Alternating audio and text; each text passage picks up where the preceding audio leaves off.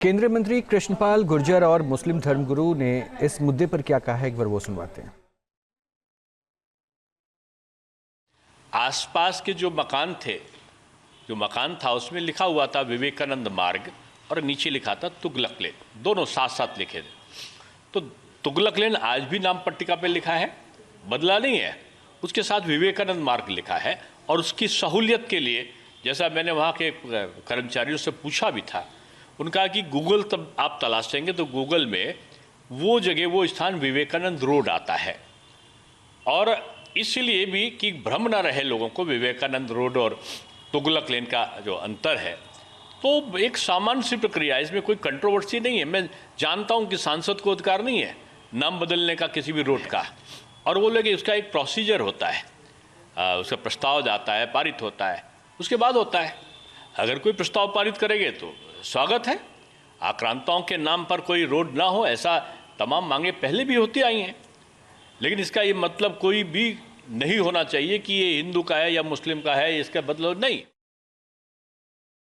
किसी व्यक्ति के बदलने से कोई चीज़ बदलती है, और हम तो ये बार बार कह रहे हैं कि इनको पता भी है स्वामी विवेकानंद कौन थे, उनके क्या विचार थे।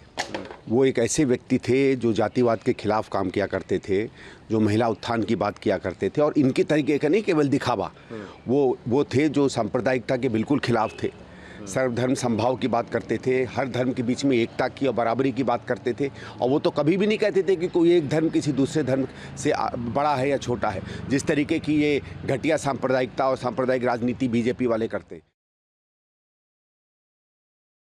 देखिए, ऐसा नहीं है, मैंने नाम को बदला नहीं है। आज भी नेम प्लेट के सामने तुगलक लेन लिखा हुआ है।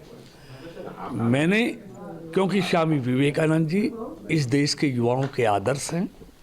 आज से सैकड़ों वर्ष पूर्व शिकागो में जाकर, धर्म संसद में जाकर, स्वामी विवेकानंद जी ने पूरी दुनिया में भारत के परचम को फहराया था। तो हमारी आस्था है स्वामी विवेकानंद जी में, इसलिए हमने उनका नाम भी लिख दिया है, लेकिन तुगलक लेन को हमने हटाया नहीं है। हमारी भावना है कि इस रोड का नाम स्वामी विवेकानंद जी के नाम पर होना चाहिए, जो इस देश के लिए आदर्श हैं। देखिए, ये पार्लियामेंट का इशू है।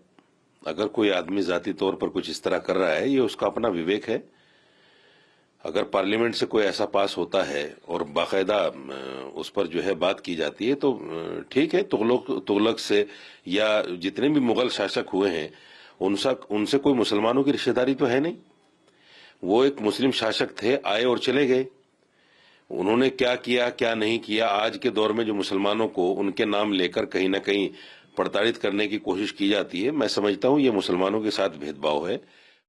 न्यूज नेशन अब व्हाट्सएप पर खबरों के ताजा अपडेट के लिए न्यूज नेशन के इस QR कोड को स्कैन करें।